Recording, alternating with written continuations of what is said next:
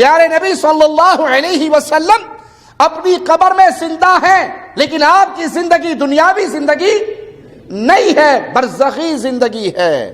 برزخی زندگی کا ہمیں شعور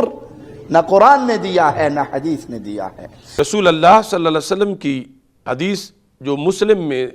2375 ہے،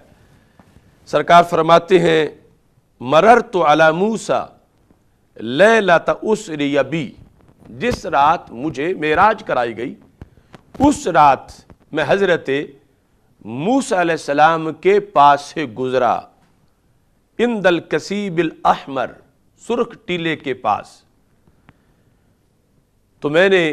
دیکھا ان کو وَهُوَ قَائِمٌ يُصَلِّي فِي قَبْرِهِ، اس حالت میں کہ وہ اپنی قبر میں نماز پڑھ رہے تھے۔ اب حضرت موسیٰ علیہ السلام کو بعد از وصال،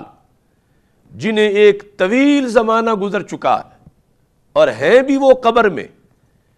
رسول اللہ صلی اللہ علیہ وسلم نے ان کی حیات کو تسلیم کیا۔ اب آج اگر ہم حیات النبی صلی اللہ علیہ وسلم بعد از وصال مانتے ہیں تو یہ جتنے لوگوں نے میڈیا پر شور مچایا ہوا تھا تو پھر تدفین کس کی اگر حیات تھی، تو میں ان سے پوچھتا ہوں کہ یہ قبر میں حضرت موسیٰ علیہ السلام کے بارے میں جو سرکار کا فرمان صحیح مسلم شریف میں ہے وَهُوَ قَائِمٌ يُصَلِّي فِي قَبْرِهِ، کہ وہ کھڑے ہو کر اپنی قبر میں نماز پڑھ رہے تھے، تو ہمارے آقا علیہ الصلوۃ والسلام نے بعد از وصال حضرت موسیٰ علیہ السلام کو قبر میں زندہ مانا ہے، اور زندگی بھی وہ جو حسی بھی ہے اور حقیقی بھی ہے، یعنی صرف روحانی نہیں، صرف روح نہیں، تو روح تو صرف قیام ہی نہیں کر سکتی،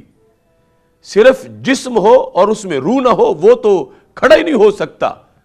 نماز پڑھنا تو دور کی بات ہے۔ یہاں حضرت موسیٰ علیہ السلام کی قبر کے اندر